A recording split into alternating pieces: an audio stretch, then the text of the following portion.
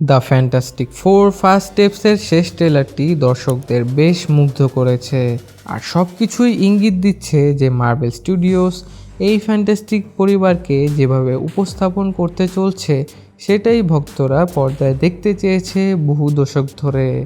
The fantastic four first steps একটি অ্যাল্টারনেট রিয়ালিটিতে স্থান নিতে যাচ্ছে, অর্থাৎ আমাদের আর্থ 616-এ নয়। এই ট্রেলারটিতে চারজনেরই নতুন কিছু দৃশ্য দেখানো হয়েছে যেখানে তারা তাদের ক্ষমতা ব্যবহার করছে। বিশেষ করে মিস্টার ফ্যান্টাস্টিক অর্থাৎ রিড রিচার্ডসের হাত পা লম্বা করে বেড়ানোর ক্ষমতাটি এবার বেশ চমকপ্রদভাবে উপস্থাপন করা হয়েছে।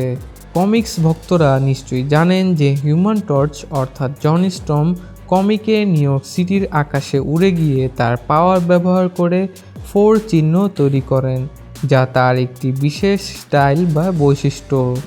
এবারের ট্রেলারে আমরা এর একটি ঝলকও দেখতে পেয়েছি। ইটস ক্লোভার ইন টাইম লাইনটি নিয়ে দ্য থিং বা বেন গ্রিমের মধ্যে একটি মজার ব্যাপার লক্ষ্য করা গেছে। ট্রেলারে যা দেখা গেছে তাতে বোঝা যাচ্ছে এই আইকনিক লাইনটি তার কার্টুন ভার্সনকে দেওয়া হয়েছিল, আর এই নিয়ে জনি বারবার তার সাথে মজা করেছে। তবে শেষ মুহূর্তে থিং সেটা বলতে যাচ্ছেই। কমিক্সের মতোই গ্যালাক্টাসের হেরাল্ড সিলভার সার্ফার পৃথিবীতে এসে নাগরিকদের সতর্ক করে দেন গ্যালাক্টাসের আগমনের ব্যাপারে।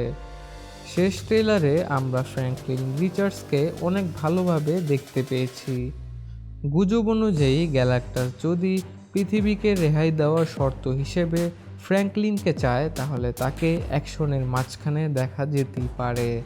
কমিক্সে ফ্র্যাঙ্কলিন এমন একটি শক্তিশালী চরিত্র যার নিউ রিয়ালিটি তৈরি করার ক্ষমতা রয়েছে, এবং এটি তাকে অ্যাভেঞ্জার্স ডুমসডে-এর মতো বড় ঘটনার জন্য গুরুত্বপূর্ণ করে তোলে।